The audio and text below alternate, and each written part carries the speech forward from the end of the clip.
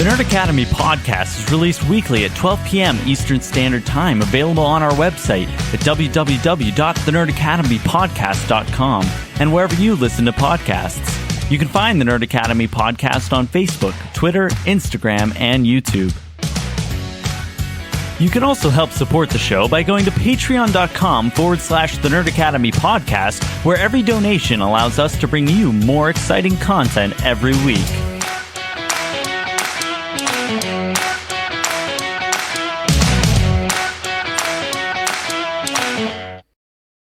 Good morning, class, and welcome back to the Nerd Academy podcast, your source for nerddom news and commentary. I am your host and headmaster, Jarod Bachman Subs. I almost did the Dark Jedi thing, but I'm your superior web headmaster because this is the comic book show and Spider-Man stuff, and we're talking Spider-Man in this episode. But joining me, as always, is your resident Green Lantern Professor, Travis Grossman.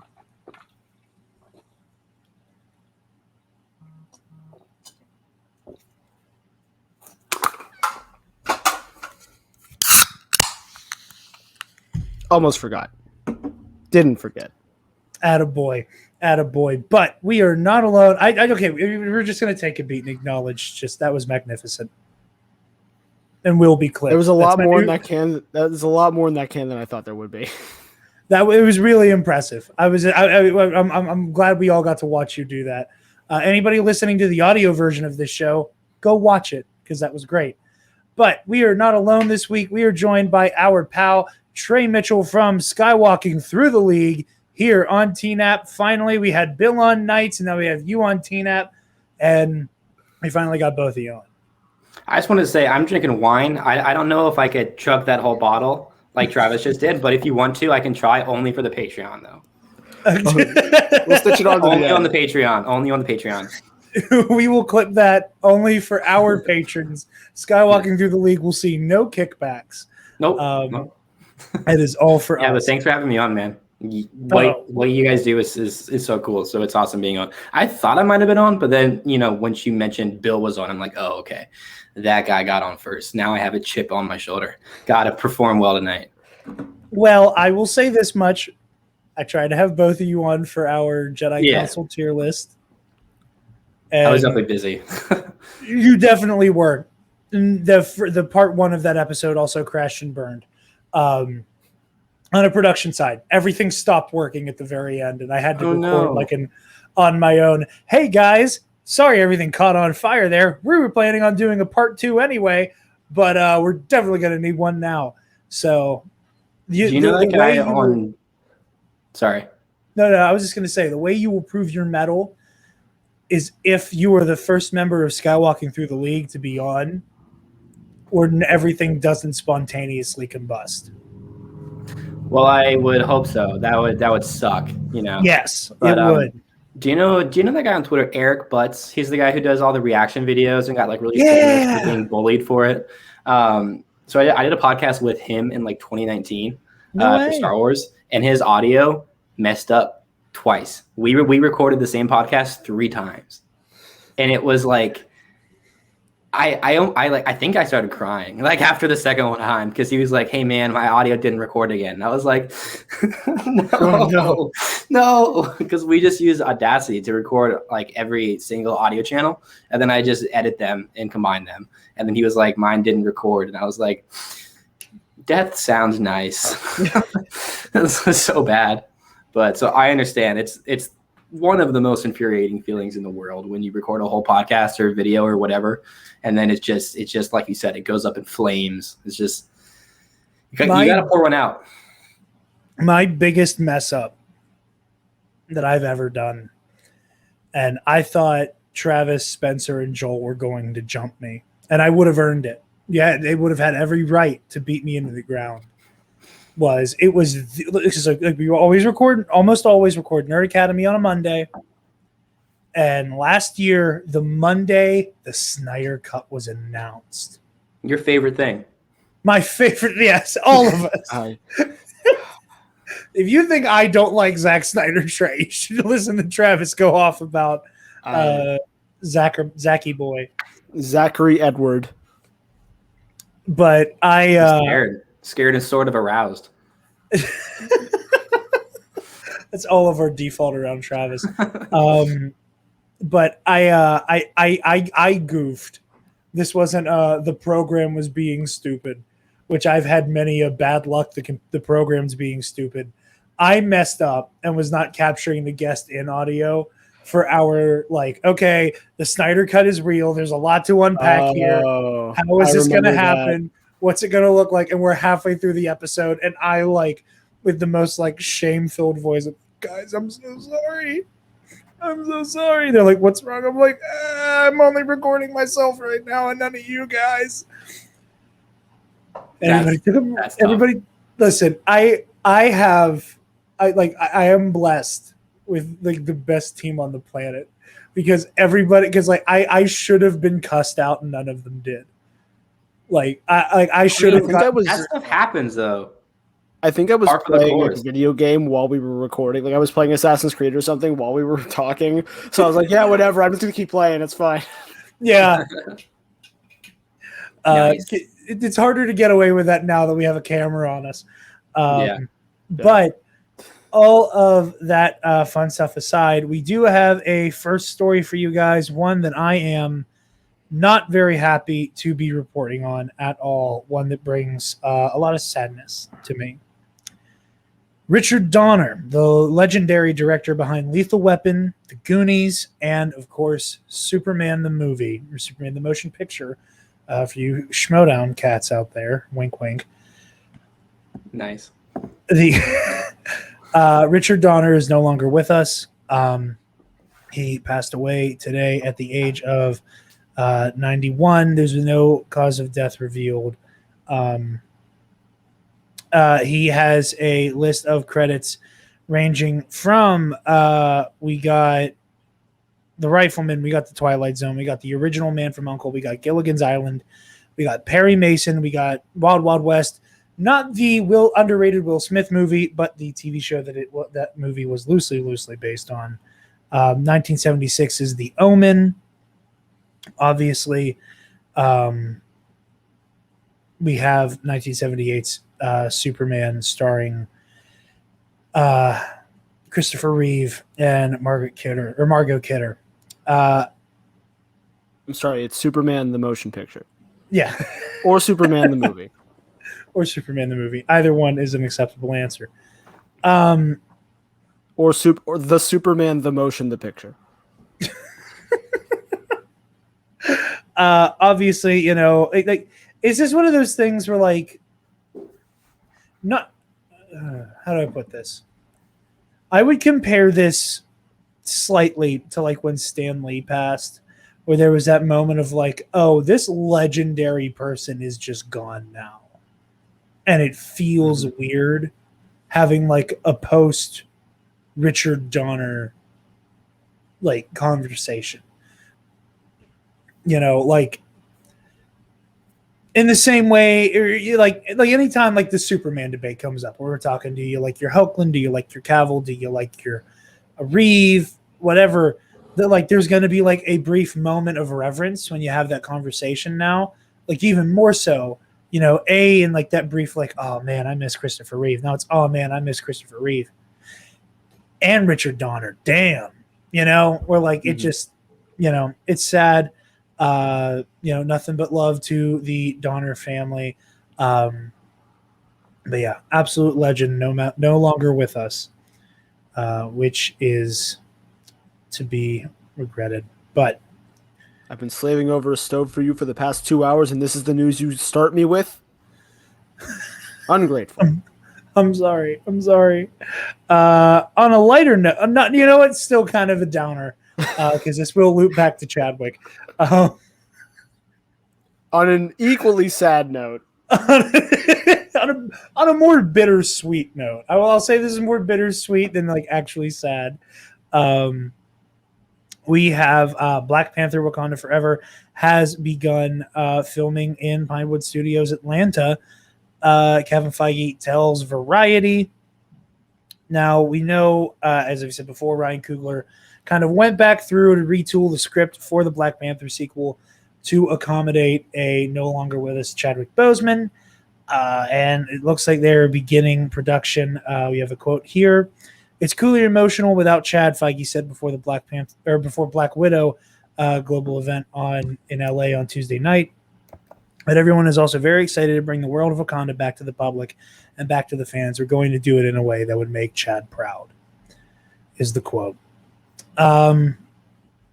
Trey, Travis and I have talked a lot about have talked a lot about the seemingly impossible task of a second Black Panther movie right now. Your thoughts, hopes, and opinions on the matter, sir. I mean, it's impossible. It's like, how do you make a Black Panther movie without Black Panther? I really, really like the first Black Panther movie. I think the only thing that I'm like, oh, that's kind of bad was that final battle, between Killmonger and Black Panther. It looked kind of bad, but like, who cares? It wasn't as bad as people said it was.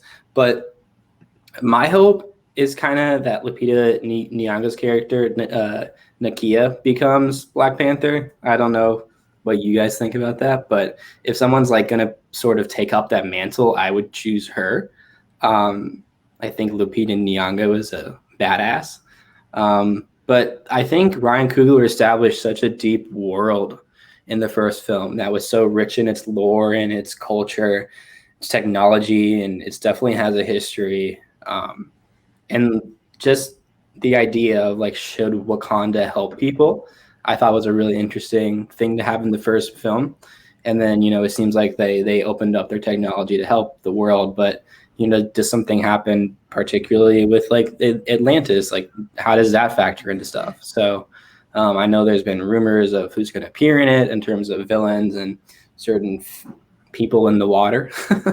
But it's a very tough task, but I'm excited because I think the world without Black Panther, the country of Wakanda, is interesting enough that I really I could definitely take more stories in that, even if we don't sadly have Chadwick Boseman playing that iconic character.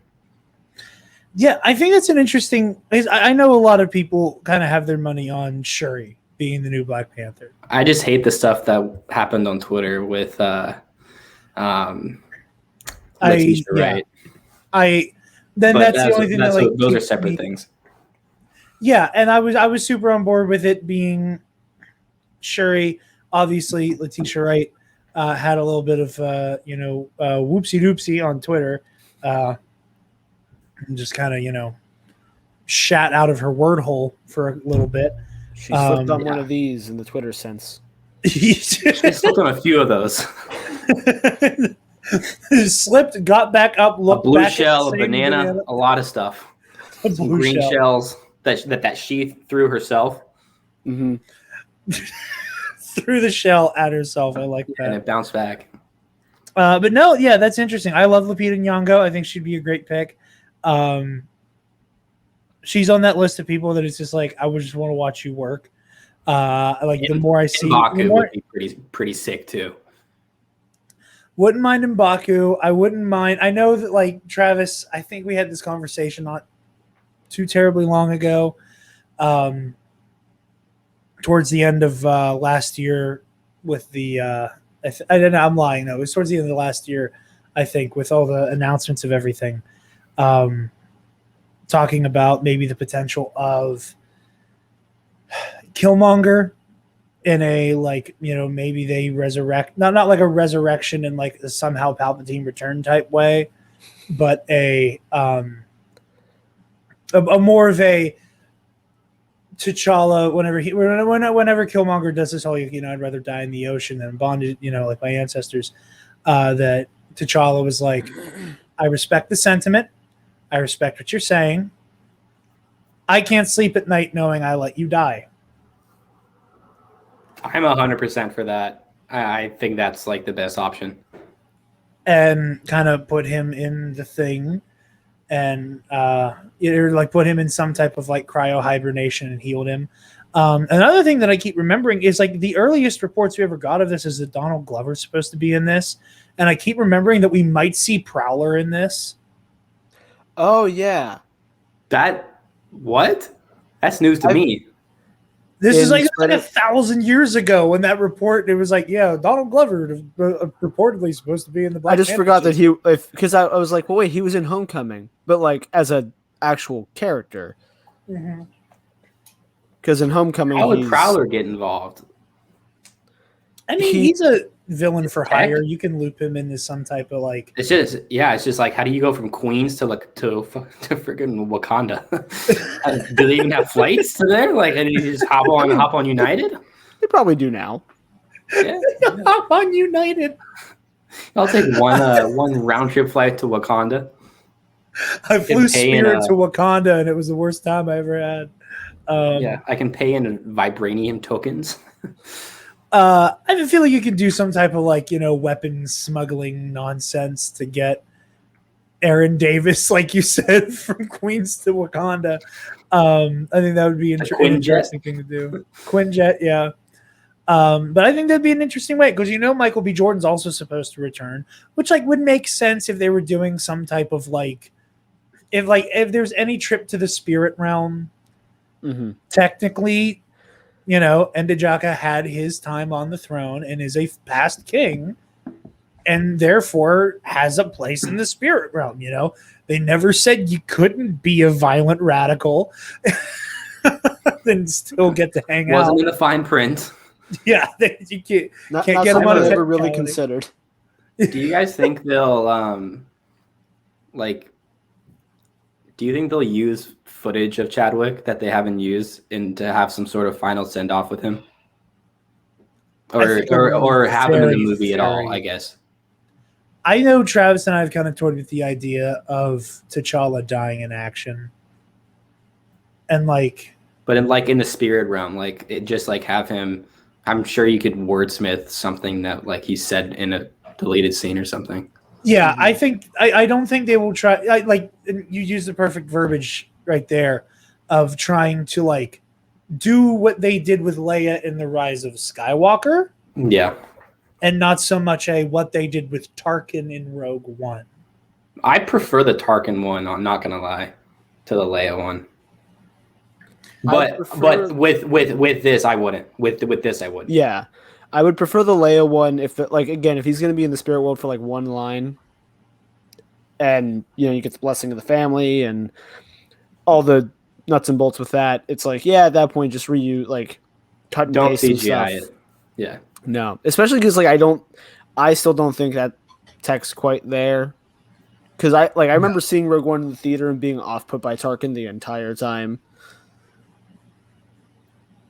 Yeah, it's one of those wow, the fact that they could even almost make this look real-ish is impressive. That darn uncanny valley, man. It's just always there, getting in your chops. But yeah, no, very excited for Black Panther, Wakanda Forever. Probably it's one of those very highly anticipated movies. Unfortunately, there's a lot of baggage that comes with this one. But we'll see what happens there. And I think they were early enough in production, though, that it won't be a Rise of Skywalker situation, or even a Last Jedi situation, where they're not going in with a half-done movie with a script based around Chadwick. Well, Carrie was done with everything she had to do for TLJ. Rise of Skywalker, it was just the fact that the third chapter was meant to be. It was the third chapter of it, yeah. I remember though when Last Jedi came out, people were like, "Are they going to kill? Are they going to readjust the movie?" Because I remember when they bombed the ship and she was floating out in space, I was like, "Oh, I guess this is how they're doing it." Yeah, they certainly didn't, and yeah. I'm very curious about that. And, and we also brought this up that there might also be something beautiful and also very down to earth about maybe having T'Challa go the same way that actual Chadwick Boseman did.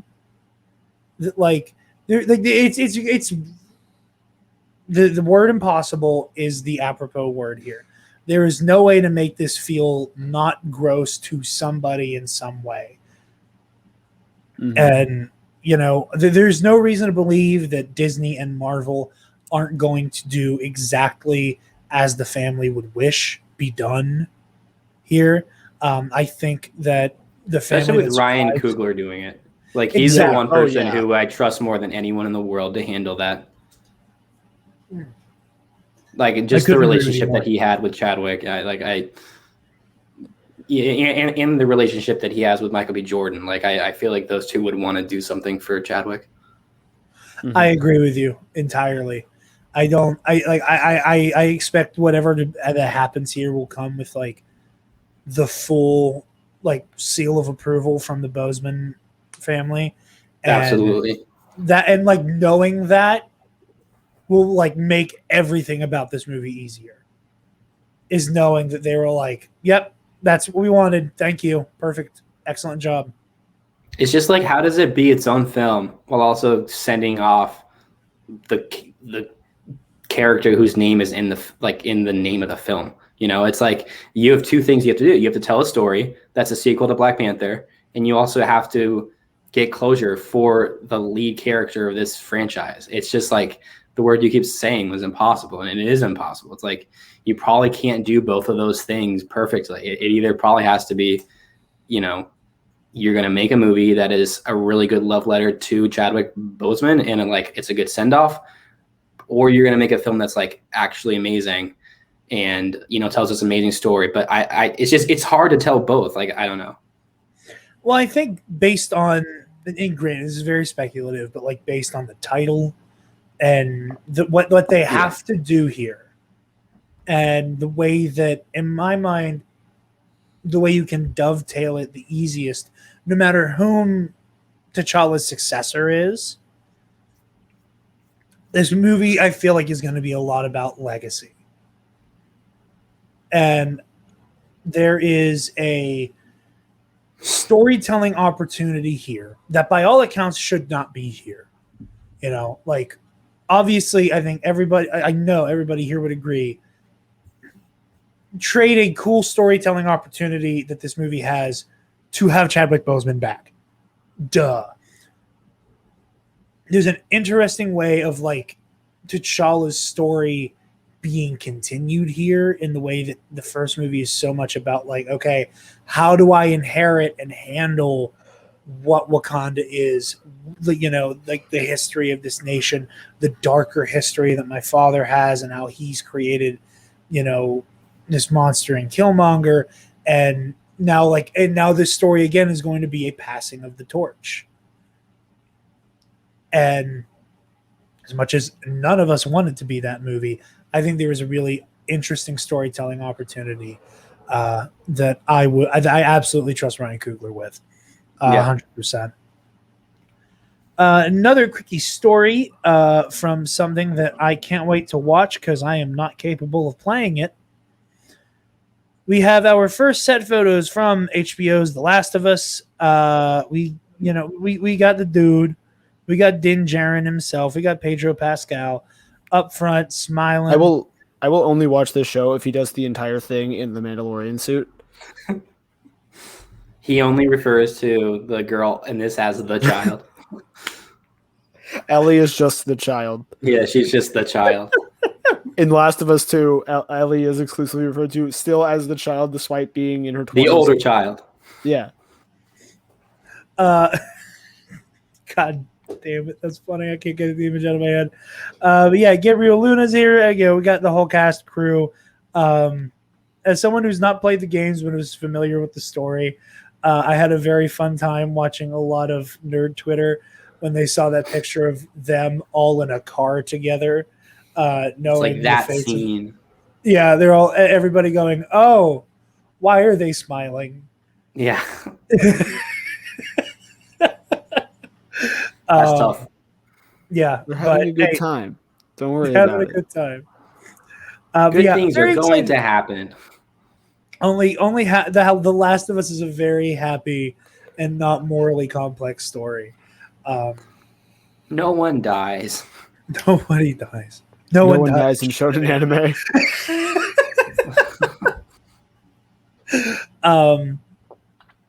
But yeah, all right.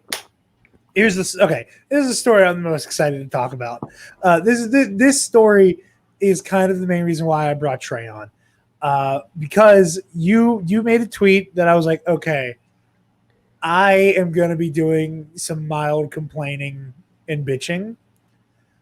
But Trey was like, Nice. I like what I'm seeing. And I was like, Trey's here to be more positive, where I'm going to be a little bit negative and maybe a little bit of a hypocrite. And I was like, I know Trey will counterbalance me with just your aggressive positivity. And aggressive positivity. I like that term. In a good way, not like weird toxic positivity where like everything's good, shut up. We're not on that warm bow stuff. Hashtag all Star Wars is good. Yeah. Hashtag yeah, on some level it is. But all right. Hashtag all Star Wars is likable. We'll do that. All Star Wars is Star Wars. I like Travis's a lot. All Star Wars is likable. All right, so we got our first looks at first via leak, and now because Sony and Marvel were like, all right, I think you guys are playing fair. I think that shit was coordinated. Like, I think Sony leaked this stuff. You think they did it themselves? Yeah, because like we're so bad at marketing, we need to just let the internet do it for us. They have spent no money on marketing, and this is, I would argue, with Endgame as the most hyped, at least from my Twitter feed, the most hyped comic book film like ever. Like it's up there in the hype, and they haven't spent a dime. It's so smart. I personally despise it, but because I spending my day thinking about this for hours upon hours. Do I have a job? Yes. Do I spend more time thinking about Spider-Man? Can't talk about that on record. But anyways, sorry. No, you're good. So Travis and I were having a conversation a week or two ago where he and I are kind of theorizing that Sony legitimately, I don't think, knows how to market this movie. I think that part of it is that they're like, how much do we want to give away and how much do we want to like end game? Like we're only going to show you like footage from like the first 30 minutes type stuff. Or do they want to just, or do they want to show Toby and Andrew in the trailer if that comes to pass? Like obviously we know Jamie Foxx and Alfred Molina are back as Electro and Doc Ock. I love that it took him 30 seconds of Vanity Fair to be like, "Oh yeah, I'm back. I love my orange." Did you hear what Kevin Feige said about that? What? Someone at like this red carpet premiere asked him, "Hey, what are your thoughts about Doc Ock and stuff?" And then he goes, "Ask Alfred Molina," and that's all he said. I'm like, bro, there's someone better check in on Alfred Molina. There are snipers on that man. They have a muzzle for him. Tom does. They finally let Tom off his, and they were like, "No, put it right back on Alfred. We're done here." Kevin Feige shows up at Alfred Molina's house wearing the anti-Ock suit from the end of Spider-Man 2018. Okay, that needs to be a Photoshop now. But yeah, it was pretty funny. It was pretty good. Because when that happened, it was like, why is he talking about that? It was like, what is he doing? Openly, yeah. He's like, yeah, it picks up right after Spider-Man 2. I'm like, what? What are you doing? I mean, they put all the new Shazam suits out already. They were like, these are going to leak anyway. Here you go. Yeah, which is smart. A quick sidebar before we get into the Spider-Man stuff. The Shazam director, this is might be one of my favorite tweets I've ever seen in my life, where he was like, someone replied to like the tweet of the suits. They were like, "Hey, I can't tell if the hoods are on it this time," and he said something to the effect of, "There are no hoods in this one. If you would like," there was something to the effect of, "There's no hoods on this one because a bunch of people were pissed off that I had hoods on the last ones. So to make sure that nobody is happy, I'm going to piss off the other people who like the hoods for the sequel," which I was entertained by. But so this is the first thing we saw. For those of you watching the video version, this new suit for Spider-Man. This is all I've seen. I didn't know this is all you've seen. Yeah, because this is what you sent me the other day, and I didn't. This is what I sent you the other day. When I first saw this, I was super into it. And I got less into it, and we're going to talk about why when we get to the Funko Pops. So, we got this. Travis, thoughts on this suit? Before we go any further, we're going one by one with these because I have a lot of opinions, and I need to hear other people's thoughts here. I mean, it's just a recolored Iron Spider, right? Essentially. Okay. Essentially. I think it would. I like it. Okay. Yeah. I think it'd be better if the gold was silver, for me. That's just me, though. Interesting. I think this works better for me though with the gold than the blue did. Like the actual Iron Spider that they used is interesting, but I prefer the red with the gold, and that's it. I agree. I like this because I like that design, like the way the trim with the spider works and stuff. Very reminiscent of the game, the way that, the spider kind of wraps around. I love the PS4 suit. It's one of my favorites. And that's I think if it was silver, it wouldn't be quite as loud and punchy. It'd blend better. I think I'd just like it a little more, but I like it. Here's why I don't think they could. Here's why I don't think they could do silver, because I kind of was on the same track as you. You put silver on here, it looks too much like Toby's suit. Yep, that's true. Now, Travis, we're going to get to the name of this suit in a minute here. Is it the Iron or Spider-Wear? No. Boy, do I wish it was, because if it was, I'd be like, okay, we're really still harping on Tony, but it wouldn't be, in my opinion, a worse progression of that theme, maybe. Trey, thoughts on this suit? Okay, I have thoughts.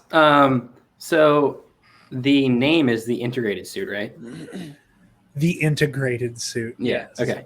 So I wish that Spider-Man had a red and blue suit because he is Spider-Man, and I like those colors on him.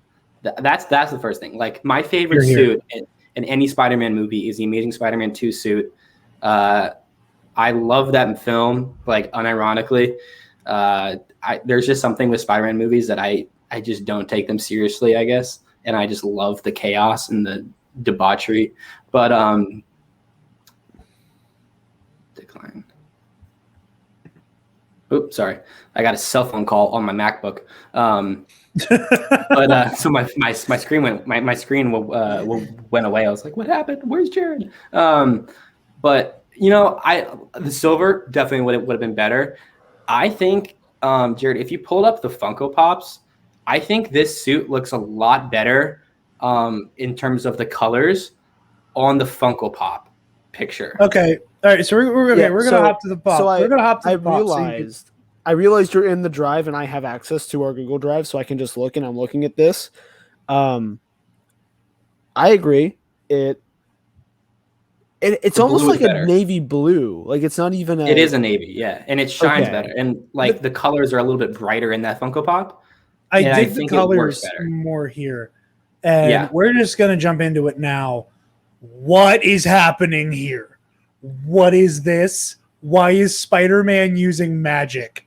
That's what you're... Okay, first of all, that's cool as shit. Second of all, why does Doctor Strange have a shovel? And he's just in it's snowing, man. There's going to be a joke where he's shoveling snow, and then Peter goes, "You're Doctor Strange. Why are you shoveling snow?" And then he's going to have the snow shovel itself. I am calling that now. $5. I believe you. Yeah. So okay, it's a very Marvel joke. And okay, I have done a lot of defending and hand waving away of the Iron Man Jr. complaints with MCU Peter Parker. I do think it's a valid complaint and a valid criticism of this interpretation when made in good faith. There are some elements that I think are kind of silly, but there's value to that discussion. What I'm afraid of, and what kind of frustrates me, is that we keep coming back to Spider-Man is only able to hang because another person's abilities. Like, Peter can only take part in the events of Infinity War and Endgame because we gave him Stark armor. Right? And that, like, it kind of keeps we'll get through a solo Spidey movie where he like proves himself. Like, he takes on the Vulture, he saves the day wearing pajamas. Right? And he does his thing. And then Infinity War rolls around, and then, like, understandably, so that he's able to take on threats like Cull Obsidian and whatnot, he needs something with a little bit more, pizzazz to it. A little bit more oomph. And then we come back, and then he has to prove it. And then Far From Home is all about, okay, but, like, I don't want to live in Tony's shadow. And then he proved that he doesn't need Tony. He's not going to live in Tony's shadow.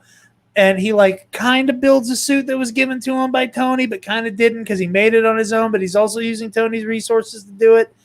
So, like, it's in this weird middle ground. I don't mind it. It's a red and black Spider-Man suit. Trey, welcome to Travis's personal hell, where I find every opportunity to talk about Superior Spider-Man. It's the closest I'm ever going to get to a Superior Spider-Man suit. Obviously, this red and black loveliness is my jam. I didn't like it at first. I really didn't, and now I think it's very sexy. I like it. It works well. It might be on my wall over there. I actually watched Far From Home today, but it looks really good. I still prefer the Homecoming suit, but as something that's just like a little slice of Spider-Man, like I wouldn't want this to be a permanent suit per se, but I like it. I like the what's it called? The upgraded suit. I think it's cool, and I like the spider logo that it it has like electricity in it. And kind of going back to just the kind of Iron Boy Jr. argument, like I get it. I get that people want this Spider-Man to be on his own, but I think that's also part of the glory of this character being in the MCU, because the first two Spider-Men were not in a connected universe, so of course they're going to have to rely on each other more. Like all of the characters in the MCU, I mean, freaking Tony Stark's dad built Cap's shield. Like everyone helped each other with a box of scraps. Box of scraps. But yeah, like I was gonna bring that up too. That like Stark makes everyone's stuff until like he's gone, until Wakanda shows up. Yeah, basically. But it's just, I think part of having Spider-Man be in the MCU is like, yeah, we're going to get MCU characters in it, and Spider-Man's 17 years old, and he's not going to be taken seriously as a hero. And I think the point of where I feel like this character became Spider-Man was the third act of Far From Home. I don't really love that movie because I wish it was set in New York. I want to see this character swinging through Manhattan, having a good time. And that's why I love the end of Far From Home, like the final scene. But I do think that character, like, he really was on his own for a second. He had no one but Happy. And then he built his suit, and then he took down Mysterio. And that's where I feel like he becomes Spider-Man. So at this point on, like, if he just relies on all these other characters, like, that would kind of suck. But do I want to see Tobey Maguire and Andrew Garfield? Like, yeah, I kind of do. So it's just, I don't know if I can have my cake and eat it too. That's where my, like, okay, every time there's somebody else in the room, Peter gets like this weird reset back to training wheels. And I feel like it's weird that we go from, because like, and that was the big concern, like going all the way back to like the beginning of us doing Nerd Academy. Like the first or second episode we ever did was learning about Doctor Strange, like Sam Raimi being involved with Doctor Strange, and then like the potential of Doctor Strange being involved with Spider-Man, and then as that developed, Doctor Strange being confirmed to being whatever Spider-Man 3 would be. Now we know it's No Way Home. First thing a lot of people started saying was, oh, sweet Jesus, please do not give Peter a new, like, straight up mentor. And then Marvel said Strange is going to be a new mentor for Peter. Okay, what do you mean by mentor? Do you mean he's older than Peter, and therefore Peter is going to have some amount of deference towards Strange? And since Strange is the adult in the room, Strange has some type of obligation to not let the child soldier die. And there was a lot of the, like, okay, well, I guess Spider-Man's going to start doing magic in this movie, I guess. Oh, Mr. Strange. Hey, Mr. Strange. Like, I really like this version of Spider-Man. I do. I'm on record. This is my favorite version of Peter. I have a lot of mixed opinions about his integrated suit doing Doctor Strange magic. And the fact that, like, the second we have anything above, like, the Vulture as a threat, Peter needs like 8 new suits to deal with one threat. And I get it's toys and I get it's marketing and it's cool to give Spider-Man new suits. And there will be another video game. We have every single known Spider-Man suit to existence in it. But like, what the hell is happening in this movie that warrants Spider-Man doing magic? You know, like that's my angle here, and that's what kind of gets me, kind of puts a weird taste in my mouth, where it's like I don't like you said, Trey, like just let him wear red and blue. For me, it's that kind of like, well, let him wear red and black so that like he gets his own distinct suit, because you gotta have Toby and Andrew, who will probably both be wearing red and blue anyway. Toby's suit, they both come out in exactly this suit. They're also doing magic. This isn't Tom Holland. This isn't Tom Holland. This is our first look at Toby's suit, and we just don't know it yet. I think it'd be kind of cool if those variants had black and red suits. Yeah, like that was like just like how that they're a little bit different. I don't know. I mean, like I totally get it. Like I get the criticism, or not even the criticism, the weariness of like why does Spider-Man use, like why is he using magic right here? I guess what I would say is like Spider-Man's going to use magic. Holy shit! Not really, but that's where I'm at about it. Really? Yeah. I guess I don't have any concern yet until I see the movie. But and again, that's fair. And then for me, I want to like it's weird, and I have my apprehensions about it. I'm still excited for it. It looks and I was right with you guys 100% until I saw the pop, until I saw the magic, and then I was like, "What is this?" I'm definitely intrigued. Like it's. Well, see, like to me, I don't even the magic. The magic isn't even what I'm looking at. I'm just looking at the suit. Like I think the suit looks good in that Funko Pop. I just think the colors work. Like I guess I haven't even really thought about the magic part yet, because that, and I ultimately think it's an illusion sort of thing. Like I don't think Peter Parker is going to be able to do Doctor Strange stuff in this movie, because I think that's a little bit like, what are we doing here? Like that's just silly. And I guess, Jarod, that's what like you're assuming is going to happen, because that is what is being shown, right? And the idea of like an integrated suit, I did air quotes under the table, integrated suit, is that like, I would assume in some way Strange is controlling the magic, right? Yeah. There's just a part of me that's a little bit more on the side of like, I like this, like the enemy specific Spider-Man suits. You got your electro-proof suits. You got the stuff that he builds that are just made to fight people like the Rhino or Hammerhead. But like, I just want to see him wear like a classic suit to fight the Sinister Six. Like, we're finally going to get to watch Spider-Man fight the Sinister Six, and he has the reinforcement of the Sorcerer Supreme and 2 other Spider-Man. But he's not going to wear that suit. I think he's wearing the other suit at the final end. You think he's wearing the black and gold one? Yep. Okay, so are we gonna talk about how good that one looks though? Because like that one is sexy. Sick. No complaints, no notes. Perfect. Good job. It's almost like it looks like Killmonger's suit. I've been seeing people say it might be vibranium, and I was like, I'm kind of into it. I don't care what nonsense you got to. Doesn't that completely like take away from the argument you just made, though, if like someone else's metal is made of it? It's because it's because you get the weird mentor thing going here. That But it's what like if mentor is the wrong word? It's like he's just like he's on the run, and there's one guy in New York City, and it's Happy, and it's who is associated with Peter, and then it's Doctor Strange, who has a lair. Yeah. No, I hear you. I think that's where it's going. I think that like mentor would be bullshit. Like he doesn't need a mentor. He's Spider-Man. If he just slots in as Tony Stark in this movie, that would be kind of upsetting. I think it's gonna be more like Strange understands, like, okay, this child who's just been outed to the world and is being being seen as a murderer needs help. Yeah. And that's what I want it to be. And my thing with like if it's a vibranium suit, Trey, you kind of made a joke about it. The idea that like Wakanda is just trying to cover for the fact that we're down a Tony Stark. So it's like, all right, who's going on an adventure?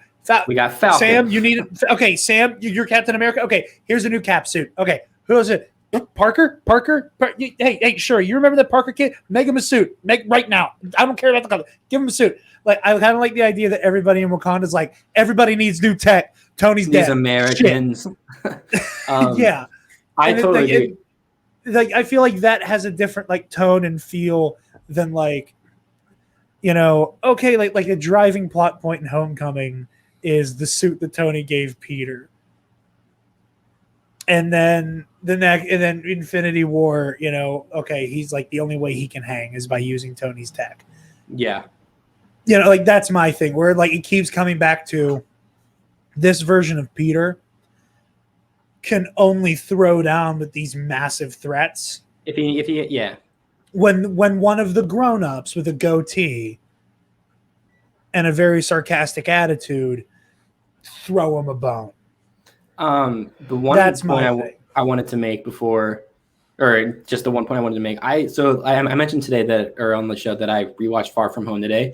The one thing that, or like one of the things that I really do like about sort of a mentor role that Peter has is his relationship with Happy. I think those two have a really cool relationship, and I hope that that's something that No Way Home explores a little bit more. I don't know if it's been confirmed if Jon Favreau's in this movie, and like I could definitely see him being too busy with these space wizard stuff he's doing. But I really like that relationship, and I would hope that Happy is the first person that he would call, like almost in like a stepdad role. Yeah, my guess would be that Happy would be the one to like send him to Strange too. Like he calls like, Happy, what do I do? Like, come on, you've got to have something for this. And he's like, yeah, go to the Sanctum. Doc's got you covered. This one's weird. Yeah, we're gonna do quickies on these ones because I know Trey, you got a boogie soon, and I want you to be able to speak your piece on Loki before you bounce. This is interesting. So they were claiming that they're going to be doing redos of like older sets with the No Way Home marketing and banner on it, but here's where I call bullshit and say that the Vulture's probably in this movie. We got black and gold suit here. And the other set that they're saying that for, do I have it in here? I don't. Is a set with Mysterio. It's Mysterio, Nick Fury, and Spider-Man are the minifigs. And Peter is in the red and black Far From Home suit. So yeah, that's my thing. And then here's the other set where we have, we're in the Sanctum Sanctorum. We got Wong, I believe they said it is. MJ, Wong's Strange. Cool. Spider-Man's already in the integrated suit here. And then that's surprising to me. I wonder if that's accurate. Like, I wonder if it's 100%, because I feel like that's a suit that you make to fight the Sinister Six, Like, yeah. Why does he have this suit probably in the first 15 minutes of this movie? I like the idea he's wearing the black and gold at the end. I like what you guys were saying, that like this might be like a middle of the movie, like Strange, like, hey, whoosh, and just like hits them with magic one time. Yeah, it's like, go kick their asses. What if Strange? Sorry, go ahead. If he's getting swarmed and he throws on the Iron Spider, heads to Strange, and Strange is like, okay, this thing has tech in it. We're gonna just put a sling ring in it, and I can control you. While you're wearing this suit, and then it gets trashed, and then he has to go get the black and white suit or the red and black suit, and then they give him the vibranium suit or something. I feel like vibranium. I feel like Strange will do some magic that combines the red and black suit with the Iron Spider suit, and then that's why it has magic. Is like he like put a hex on it and just combined the suits or some weird thing. Like you even see him like levitating up there. I don't know. I just don't know why he'd have this suit in the first act of this movie. Like does Peter just like really? I mean, I could definitely see him like wanting to just tinker with all of his suits at all points because he's a scientist, you know. Mm-hmm. But there's a lot of questions. Quick thing that just crossed my mind. So we also have this like bug monster is what it's being called on the set. It's not the Scorpion and it's not a Spider Slayer, apparently, both of which disappoint me. Real quick theory. I want to give Travis the floor so he can speak his piece on a little bit of these if he has anything else to say. Then we could do some Loki talk. What if that black and gold suit? Because, like, again, there's the reports Willem Dafoe is back as Norman Osborn. We won't know until we know for sure. What if they don't go with Super Soldier, Power Armored Osborn, and they do or Green Goblin and do like brick shithouse giant monster Green Goblin? The Goblin. They will like ultimate Green Goblin, and that's why they're putting him in a vibranium suit so he can actually just go straight up like fisticuffs with a monster. I kind of love that idea. I don't hate it. That'd be cool. Yeah, hey guys, like, is my audio okay? Yeah, you sound great. Okay, it's like on my end, it's like very weird, but as long as my audio is okay, I'm just making sure. No, you sound great. Okay. Travis, any final thoughts on this topic, sir? I like the look of them all. I like the black. I want that black and gold suit in at least Miles Morales, if not Spider-Man 2, to see it in the games because those games are pretty. They make those suits look pretty. Oh, yeah. I'm sure the developers at Insomniac get like a little bit excited every time something like this comes out. They're like, oh, that's going to look excited so and dread. Yeah. How do we make this work? Perfect. Yeah. Trey, real quick before you leave us, thoughts on Loki and on this week's Loki and plugs. What was the second thing? Plugs. Like, where can people find you? Plugs. What do you do? Okay. Yeah, dude, Loki's so cool. I'm really thoroughly enjoying this show. I'm not someone who has read a lot of Loki comic books, so I don't really know what's going on in terms of like the lore of it. Whereas like with Spider-Man, I tend to know a little bit more because I've read more. So I don't say I'm expecting too much. Like with the WandaVision, it was like the discourse online was just terrible in terms of like speculating who is what and what Nexus means and what is Mephisto and who is Mephisto and why is Mephisto. But with this, it's just like, oh, this cool stuff is happening. I got Last Jedi vibes from this last episode. That was pretty arousing, is a word I'll use. But it was really cool. This last episode was my favorite, and I keep saying that about every episode. Is I just think it builds and gets better and better. And it's Wednesday, my dudes. It's gonna be awesome. I agree. I love the it's the best show so far. I agree with you. It's the one I'm definitely enjoying the most. It's the one that's definitely the one that's most up my alley. I hope the people who watch and listen on Tuesdays, this is a good like primer for the next episode of Loki. Because like I'm like on that level, I can get down with the Wednesday releases, at least for Marvel shows. But yeah, all right. Well, Trey, where can the lovely people find you and all that you do before Travis and I wrap this bad boy up with some Loki talk? Yeah. I mean, first off, thank you so much for having me. I love what you guys do. It's like, I think you all have like my favorite, I guess, network. Is that what you would call it? Like a network? At this point, yeah, something like that. It's just, and I know how much work you guys put in. I mean, Jarod, like your background. I mean, Travis, your background is also amazing. But Jarod's, my bedroom, yes. Like it's so cool. Like I'm like, does this guy have like 1 million subscribers? Like it looks so good. But so I just wanted to say like thank you for having me. But you guys can have me or follow me on Twitter at the Treynator. It's in the screen right there. And then I do a Star Wars and basketball podcast every week. We go twice a week. Once a week we do Star Wars, and the other time we do basketball. and you can follow that on Twitter at SkywalkingTL. I have a co-host named Bill, and we just shoot the shit, man. We've been doing it for like 4 years now, 3 or 4 years. So it's been fun, and we just like to have a good time. We don't take it too seriously, but it's, it is what it is, and we enjoy doing it. So There's very few things that bring me more happiness than like super niche podcasts.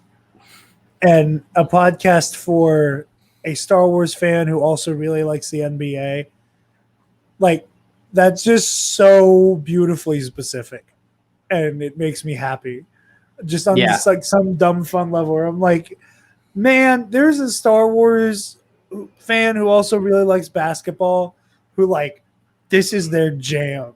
It's a weird niche. Yeah, but it's there. It's absolutely there. So. Trey, thank you so much for joining us. Be sure to check out Skywalking Through the League. It's a very fun show. Trey and Bill are both excellent.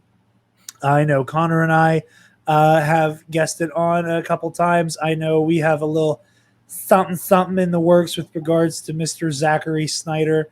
I hope to make Travis proud with my Zack Snyder slander. Try saying that 8 times fast.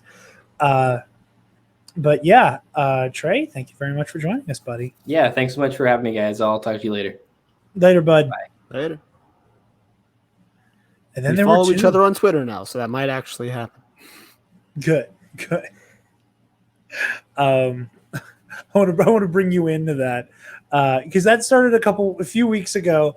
Whenever that story broke that Zack Snyder like pitched a Star Wars movie. Oh yeah, I did. And then like the Twitter discourse, and I was like, no, absolutely not. And Trey was like, I'd kind of dig it, and I was like, Trey, honey, I love you. Don't let him anywhere near Star Wars. I can't take it. And then he posted a screenshot from like hours before of a text conversation he was having with Bill, where he was like, I want to do an episode debating whether or not Zack Snyder should have anything to do with Star Wars, but we need somebody to come on who can argue with me. I had something to the effect of, well, Jarod hates Zack Snyder. Oh, I'll rip him apart. Now, granted, I was like, I don't think you don't think I'm bad. If he made a Star Wars movie, I don't think it would be the worst Star Wars movie that exists. No, it would be absolutely saved by pretty visuals and incredible fight choreography. That would then, you always talk about, we're doing this now apparently, you always talk about how every lightsaber fight is mucked up by weird camera angles and like being too in or too far. His would be mucked up by slow motion. Like half the fight, it'd be like, imagine the part in the Battle of Heroes where they're both spinning around each other. Definitely because they don't know when to parry and not because it looked cool. And he would put that whole thing in slow motion. Yeah, it would look so absolutely terrible. It would look so bad. Them going down the hallway right before that into that main conference room thing where they're like hitting the thing the whole time, that would be in slow motion. You get a weird like point of view shot from a lightsaber blade. There's like the don't try it, right? The jump that ends the fight would be in slow motion. I feel like with the right shot composition, that would work in slow motion. I feel like if it's not weirdly cropped or where you don't see Obi-Wan actually cut Anakin, you just see like Anakin's like boots go up and Obi-Wan go. Like I feel like Sorry. I think that it wouldn't be terrible if it was the only thing in the fight in slow motion. Like if he saved it and used it on that, or like he only used it once in the fight, it would be fine. Right, like slow-mo's cool when you use it right, but it's the like, I have this really good seasoning. I'm gonna put the whole bottle in my eggs every time I make eggs, and then eventually you're gonna be like, wow, that actually is really gross now that I've used so much of it all the time, right? Yeah, like I said, I was like envisioning like something akin to the Star Wars: The Old Republic game trailers. Mm-hmm. Especially the one in the Jedi Temple where you have like the horde of Jedi, brushing up against the horde of Sith. But something more akin to like Steppenwolf fighting the Themyscirans in the Snyder Cut. And I was like, having like Also, dial back the slow-mo a little bit. The Star Wars version of that would be incredible. But the movie, it's like its whole like message would end up being like, well, if you think about it long enough, the Sith are kind of right, and that would be the moment where I completely check out, where it's like the whole point of this is hope, and you can do better. We're on a tangent of a tangent now, but I'm not gonna get to talk about it on nights. The Visions is everything I could have wanted and more from the look of it. I'm so excited for it. Oh my god. Get out of here, you bug. Get. For some reason, I thought you were talking to one of the cats, and I was like, "That he is not at the right house for that." Yeah, you bug. Yeah, I usually bug. I'm like, "Oh yes." There's like a little moth flying around. Mm. But yeah, no, it looks incredible. I'm very excited for it. I wish you could have heard the squeal I let out, because I'm looking at him like, this looks so cool. And then the guy's like, the concept of the lightsaber, there's like so much myth behind that. And I was like, sold. Yep. It's gonna be my favorite Star Wars content that exists of all time, probably. And it sounded like I wouldn't have been sold anyway, but the second they're like, and the concept of the lightsaber, we're gonna like harp specifically on how cool a friggin' lightsaber is. I'm like, all right, I'm here for whatever the lightsaber was. Yeah, you're gonna do like a real like Japanese style lightsaber fight. All right, I'm in. There's no way in hell we are not having you on for that episode of Knights of the Nerd Republic. So excited. Excited. I am too. It looks. Speaking of other good television.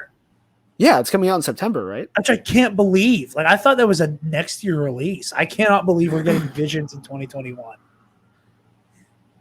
It is. I think it's the same reason we're getting a bunch of Pixar movies right now too, like especially on streaming, is just because animation can be done from the home for the most part. Yeah. So like they could be working on this in quarantine, which is really sweet that people didn't lose their jobs in entertainment necessarily. Yes. Speaking of good television. Speaking of great television. Loki's it's pretty good. It's pretty. Travis. Yeah. I am going to formally request a moment to, with your permission, do a bit of a victory lap.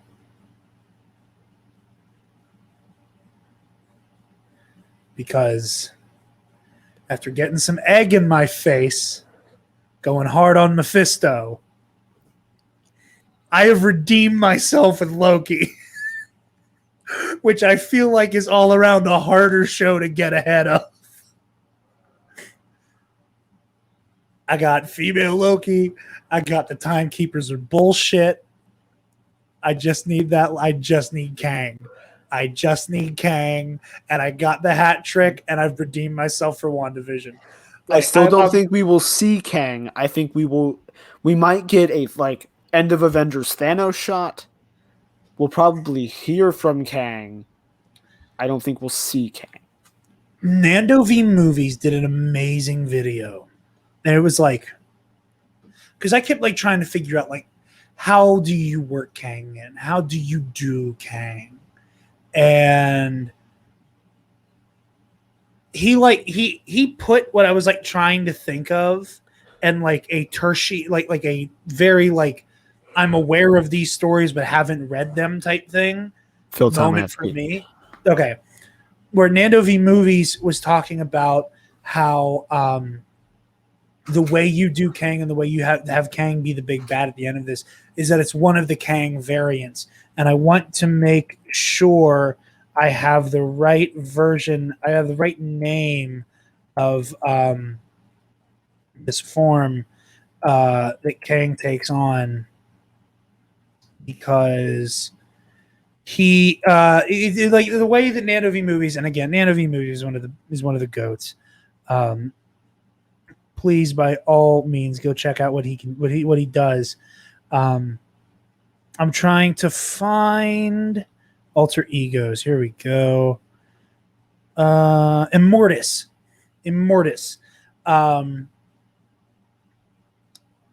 I like the idea, and it's Avengers Forever, which I haven't read. Shame on me, I know. But the idea of doing like the Avengers Forever style Immortus, where here Immortus, so I'm just going to read like the description from Wikipedia. Immortus is an alternate version of Kang who resides in Limbo. Kang was destined to become him until the last issue of Avengers Forever series, in which powerful beings called the Timekeepers unintentionally separate the former from the latter. So, adapt that. Have it be that Kang has created the Timekeeper, or that Immortus has created the Timekeepers, and what is happening here is, and this is mostly an Andy movie's idea, that Immortus, which is a version of Kang, is trying to use the Timekeepers and the sacred timeline stuff to keep to curate a timeline that does not result in the creation of Kang the Conqueror. And that you get into this really interesting greater good conversation. How many lives has the TVA ruined or ended in the name of avoiding Kang? And will the creation of Kang the Conqueror cause more or less damage than the existence of the TVA? Mm-hmm. That is part of Nano V Movies theory. And like he put it way better than I ever could. As it was that, like, how do you do this? Like, how do you have it be Kang, explain Kang, set up Kang? I think it's perfect there. I think it also brings up the TVA's inside of the quantum realm theory that I don't know. I'm not 100% sold on that. What I do like is the idea that there is like a time travel city that Immortus rules over.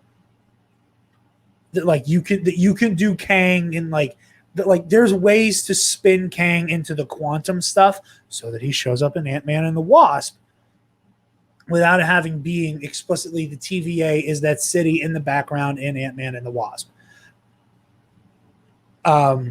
But yeah, I just want to say, check out Nando V Movies' latest video. I'm going to link it in the description. Incredible work. He's one of my favorites. But also, I want to do my brief victory lap that I got 2 out of 3 so far. And after shitting the bed on WandaVision. I wouldn't call it shitting the bed. You know, I went hard on Mephisto. The only thing everyone went hard on Mephisto. The only thing I got right was the thing everybody figured out, and it was the Agatha Harkness twist. I like being right on this stuff. But anyway, enough of me patting myself on the back very lightly. Travis, thoughts on this week's episode? They pulled a Yu-Gi-Oh! GX on us. I'm very intrigued as to what the hell you mean by that. So spoilers for the episode. I'm diving in. I'm doing it. There's an entire arc of Yu-Gi-Oh! GX where they're in another dimension, and when you lose a card game, you die. Oh. That's just, you lose your debt. That's what they are told, at least. And it's revealed at the end of the arc that's not true. They have been being sent to another dimension where they need to get freed from because they're stuck, right? And it didn't, when they got Mobius, I was like, that was kind of unceremonious. I bet he'll be back, or maybe we'll see a variant of him. When they got Tom, seeing Tom refer to Loki, I was like, there's no way. We have 2 episodes left. There's no way it's just Sylvie. And it makes sense, too. Wouldn't that be some shit? Wouldn't that be some shit, though, if they completely pivoted to Sylvie at the end? That'd have been bold.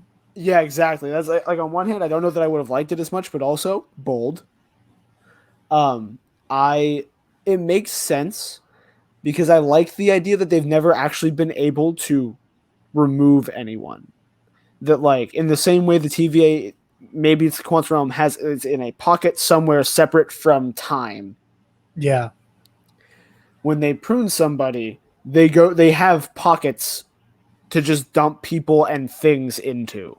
That, like, oh, we had to I almost made a really terrible joke, and I'll tell you after the show. I'm counting on it. We had to like prune this city that was part of a massive battle because we didn't get Thanos or like a variant of Thanos or something. That whole city ends up in this pocket. That's what I think all the rubble is in that post-credit scene when Loki wakes up. Like the building that's clearly Avengers Tower behind. Yeah. Trinity Grant. It's like, oh, this went horribly wrong. Prune the whole city. It goes into this little pocket dimension over here. The same reason why it's all these Lokis. Like maybe they just have a pocket dimension for Lokis because they deal with them so often, and they have one for everyone else. Don't know yet. But just the idea that like, well, because what we're told at the beginning is there's one timeline, and every like little branch that happens gets sputtered out immediately. What's probably actually happening is the other timelines that the Timekeeper, whoever, right? If it was Kang, Mortis, whatever, cleared out. They cleared it out. They put it in the recycle bin. They didn't delete it. Yeah, well, they like took all the stuff from it, moved it to a pocket dimension, and then like maybe took those timelines, formed it into pocket dimensions, and went, okay, so now we have like all these Lokis that keep mucking stuff up. We're just gonna throw it over here. We'll say we're killing them to really scare people so that it doesn't happen anymore, even though it's not how that works. But like, because they wouldn't know until it happened. But like, you know, these Lokis are dying. That like I like the idea that they aren't actually able to just kill people, vaporize people. Yeah. That the matter that is the person doesn't just disappear. Really like that. Do we want to talk about the thing yet, or are we gonna wait? Do you mean when you say thing? Are we talking Silky? Yeah. I like it. I'm not, so like, torn. Okay, so here's where I'm at. Okay. I am not like lay my life down on the line like I was and am still for Raylo. Part of that is because there's some like really funny mechanics with it.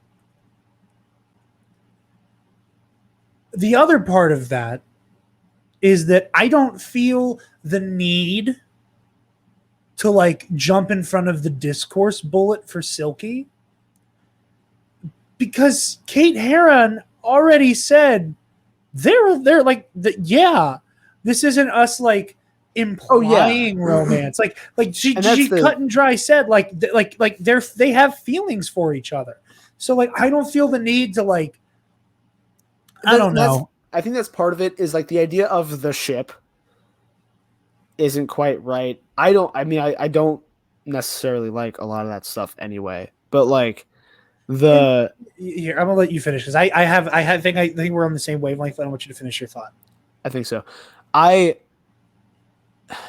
It's on one hand, it's incredibly weird. On the other hand, the fact that like they're doing it, they've said they're doing it. It's explicit in the show. It's not a guess as to whether or not they want to be together.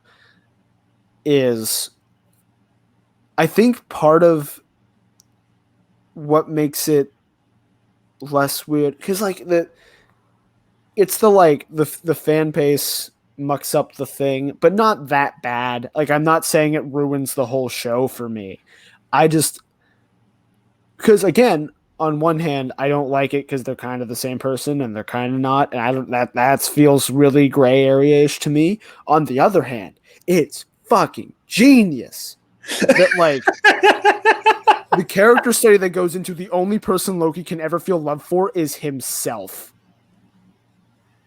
Absolutely genius. Incredible character writing. Some of the best in the MCU. It's gross. And I kind of don't like it. So, okay.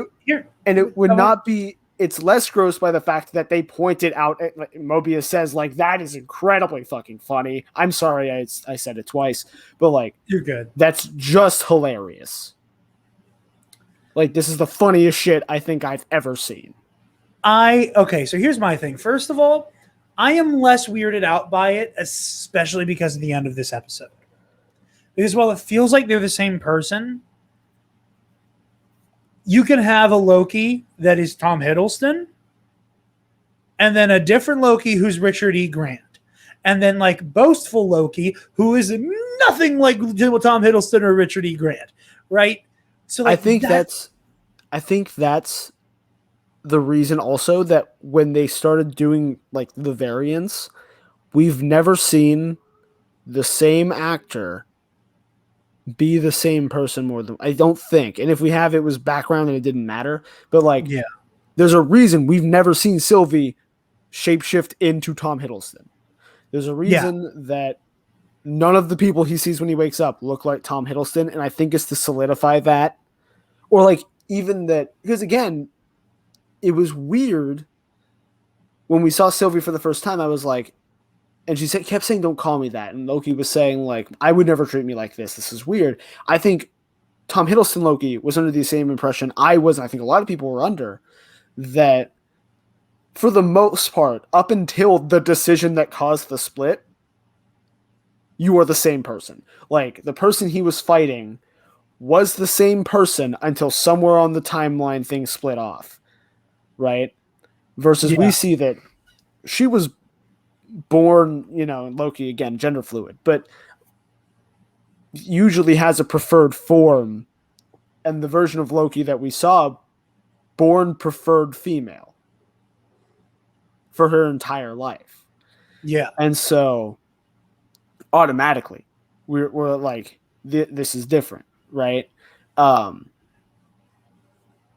Which is a different way of looking at it, which is how I think we're going to explain in No Way Home variant Peter Parkers being Tobey Maguire and Andrew Garfield, and why they don't need to look like Tom. I almost said Tom Hiddleston, Tom Holland, because like that's not the idea they want to go for.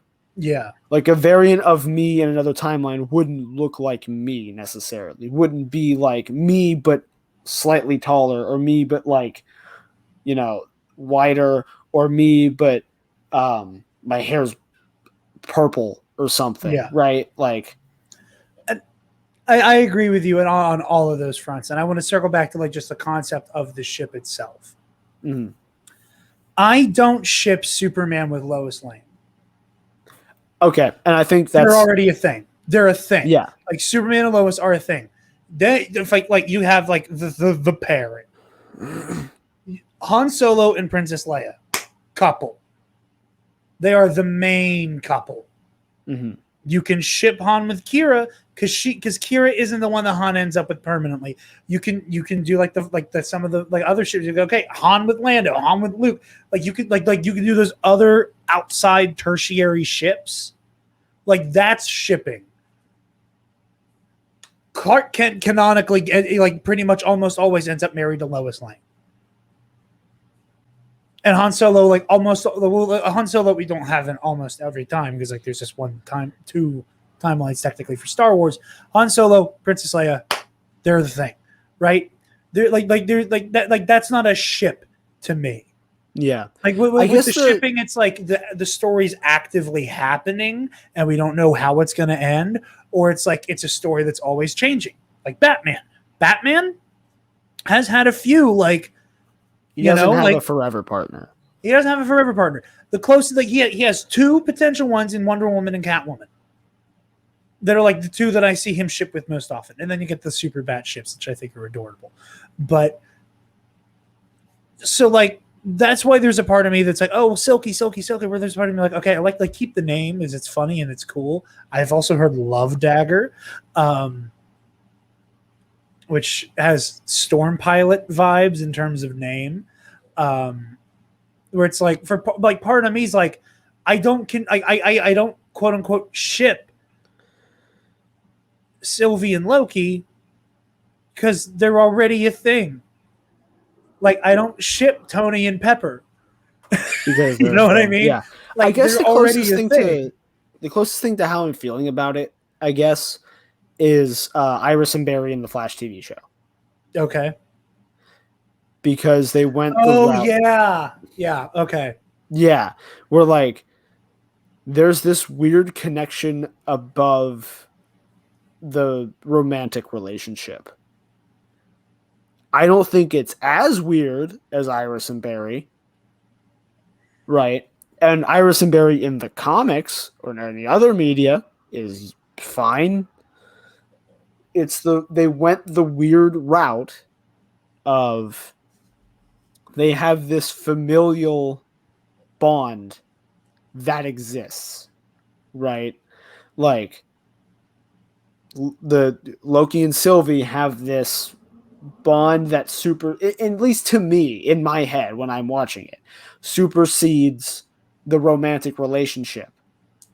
Yeah. That conflicts with the romantic relationship and makes me feel weird. I think that's the easiest way to put it, that like Iris and Barry were basically raised as siblings.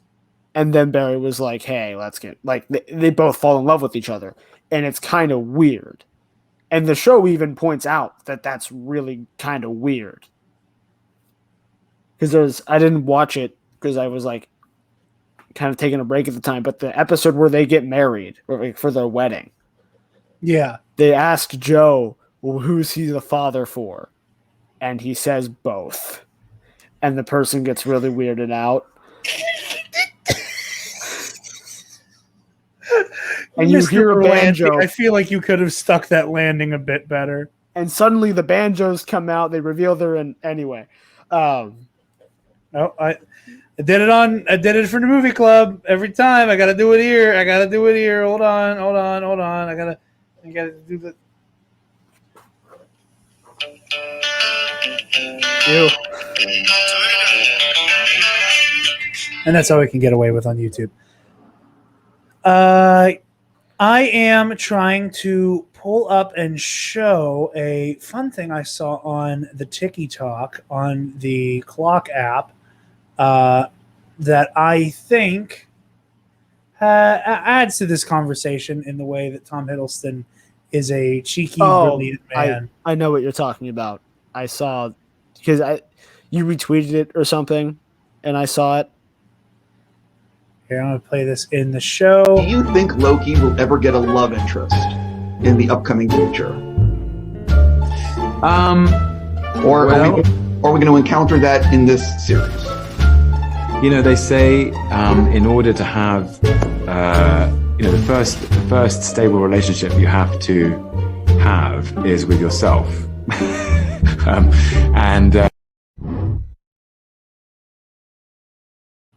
He thinks he's really clever. He is really clever. But yeah, and that's kind of the thing. You is mad that lad, Tom. Their relationship as being the same person from two different timelines, in my head, supersedes a romantic relationship and should like counteract that.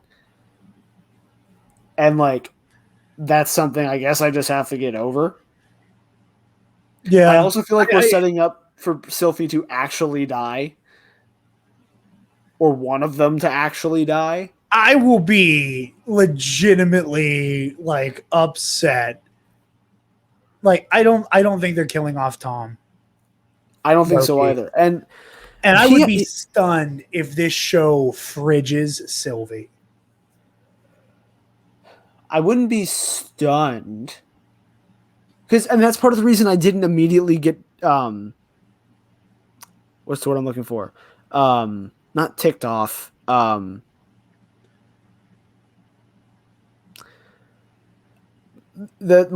things didn't start happening in my brain with theories when they got Mobius, because I was like, oh, okay, this makes sense. The friend character that like we built up this relationship for him to die. Like that's the point is to get the emotional reaction out of Loki and us, the viewer.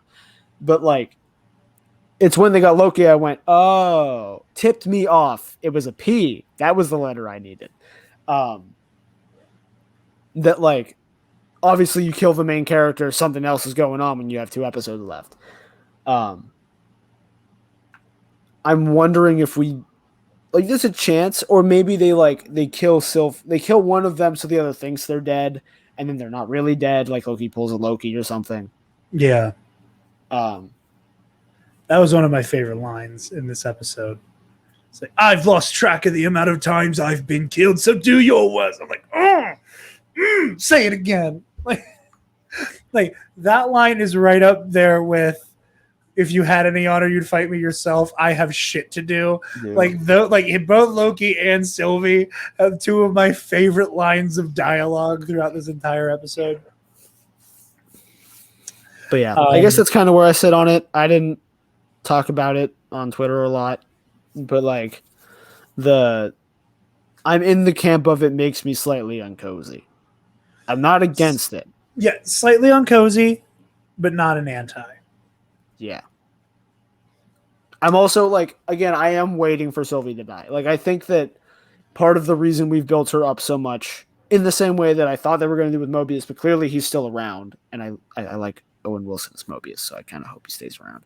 And that's not me saying I want Sylvie to die, but I think that's going to be the first time Loki, because he never actually truly experienced his mom dying, right? Like, he knows that in his future he ends up getting Freya killed, but he never actually did it. And I think that's one of those things that, like, in the moment he went, I'm capable of that because I'm an asshole.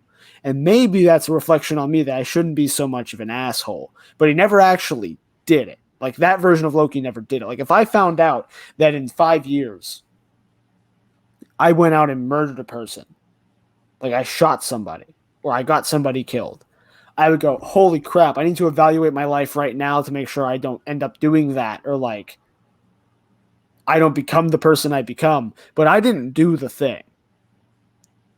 If Sylvie ends up dying because of something he does, or like sacrificing herself for him, that's going to be the big, like, I felt that.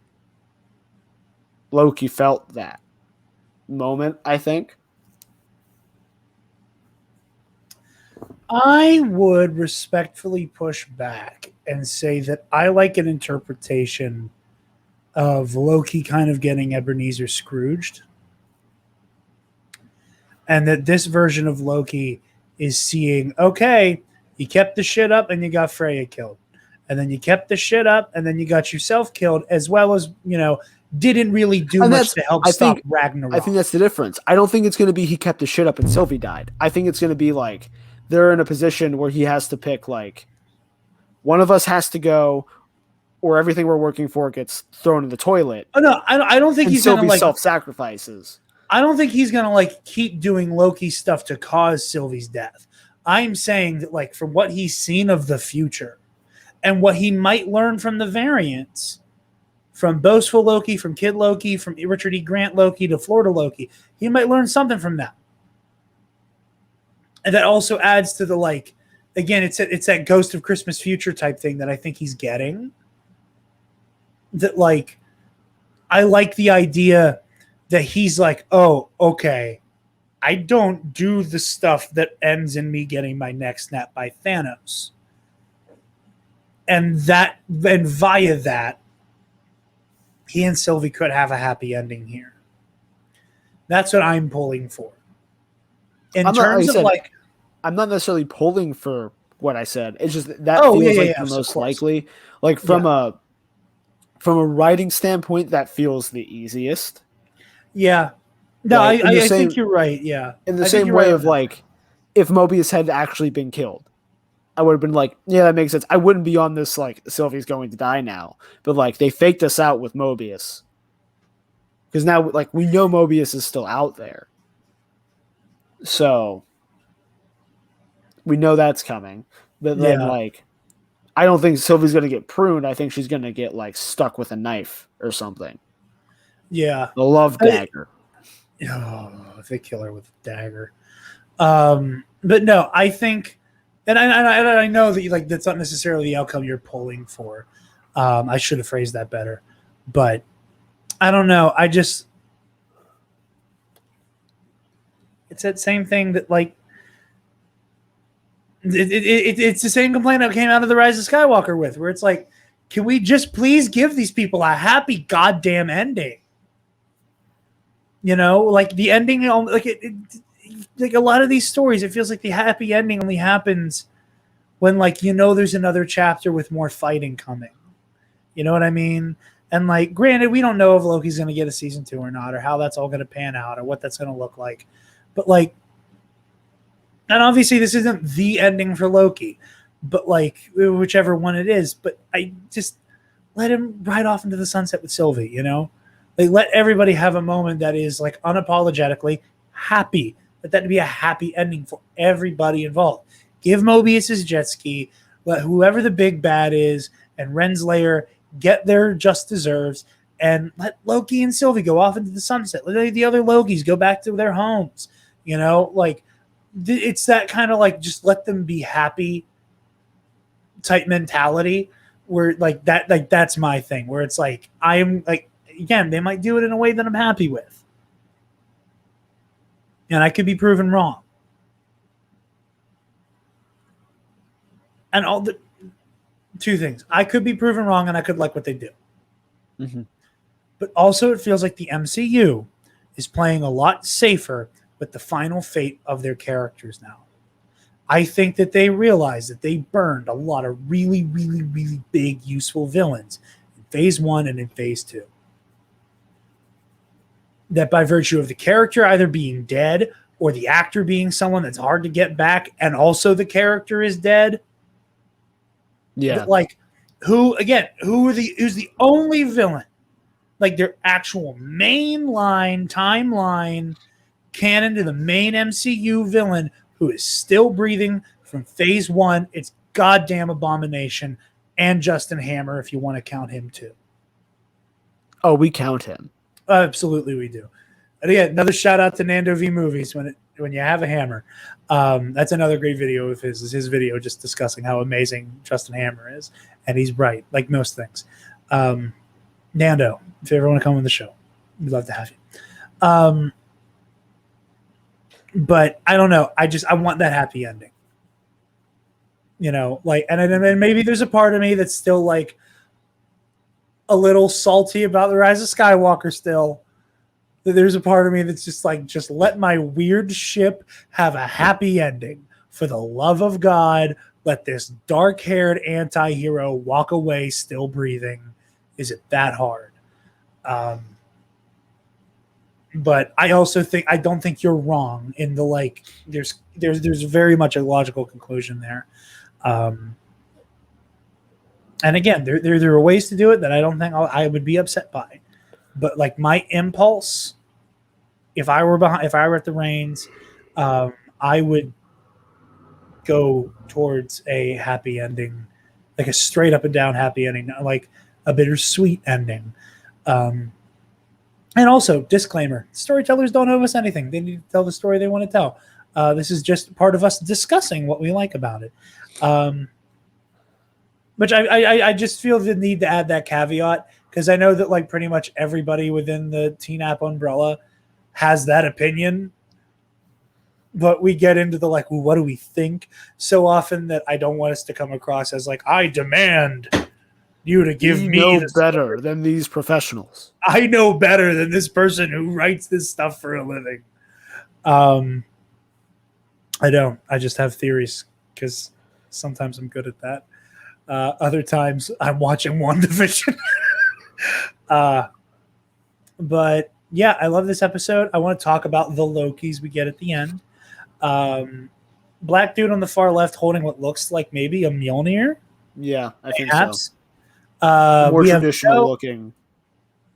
Yeah, more traditional, like Nordic looking. All we have for him, or the outfit, is boastful Loki. That is all we have for him. Obviously, you have Kid Loki. I don't think we got like a name for Richard E. Grant, but I think everybody's just calling him Classic Loki. And hot damn, Disney did it again. They did it again. Like they do this. WandaVision, you have like the fun little callback to the 1960s outfits, followed up by what I'm just going to call the Alexis suit. Falcon and the Winter Soldier, Captain America and the Winter Soldier, whichever you want to call the show. You get that peeled off of the comic book page version of Sam's cap suit. And here we get, because we know we're getting two. We know we're getting spoiled. Because not only do we have Richard E. Grant in this goofy 1960s outfit, we're also going to get that like Vote Loki look from 2013 in the comics too. Disney Plus is being too kind to us. That's true. And listen, every time I'm like even thinking about like what Ms. Marvel's suit looks like. God, Moon Knight. They can go with any version of that suit, and it's gonna be a home run.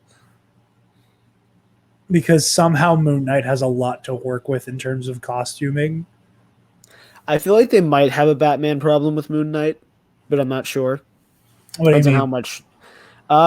I feel like with Batman, because of like the like, we kind of talked about this. I don't remember when we talked about this. It might have been on a Teen App a couple weeks ago. Excuse me. You know what it was? I think is when we talked about the Guardians game. We were talking about costumes recently. How they are much more armored up now. Yeah. Right. And like, we're at the point almost where we're at hockey pads. That like, part of the problem we had with Batman costumes for a while was how do you make it look comic accurate in a way that lets the actor actually, or the stunt double, whoever, actually move and fight. Right? And I think that we have that. And like I don't think we've ever gotten a like comic book story adapted into live action and the suit is exact for Batman. I don't think we'll ever get that. I would say BVS because it's definitely trying to do Dark Knight Returns, and like that is without a doubt a Dark Knight Returns suit. Yeah, it's the closest for sure. I think, but I also like the idea that the movie Batman have iconic suits of their own that make them iconic versions of the character. Yeah. Right. Okay. That are more like because you have to be practical because you're shooting the fight scenes. That like we end up at the Batman with probably the best suit that will ever exist in live. At least it has existed in live action. Like it's far and away the best one. And it also lets you not have to make these guys get absolutely shredded, right? And bulked up to be these characters, right? Like Batman doesn't need to be the hulking behemoth of a man that he is in like the animated series where they're literal triangles. It's like, he can be a little easier on the size because he's intimidating enough with the armor he's wearing and can still move and fight the way Batman would move and fight and be more practical, right? Yeah. I think we'll get that same kind of thing with Moon Knight, maybe, where like,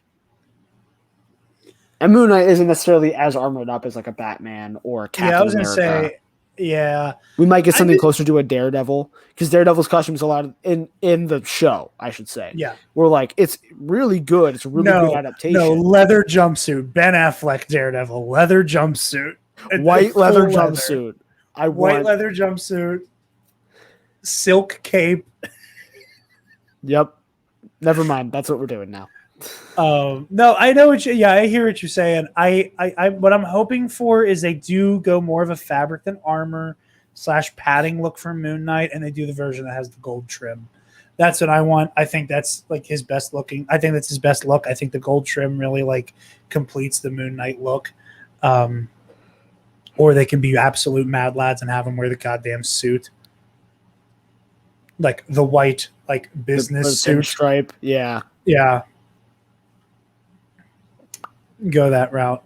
But yeah, I think that's all we got this week. I think so. Programming note. Next week is Camp Teen App.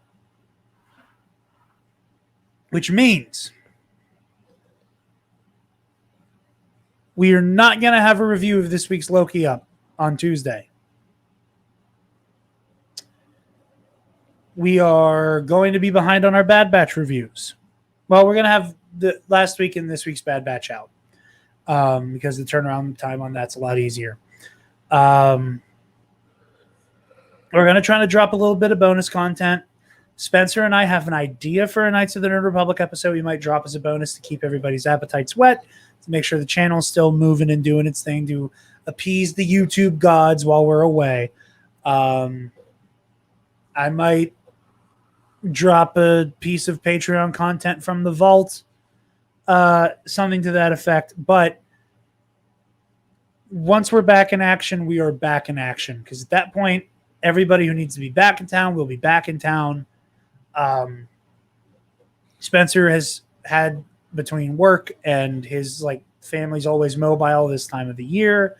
Devin's been moving around a lot. So movie club, we basically missed June for movie club.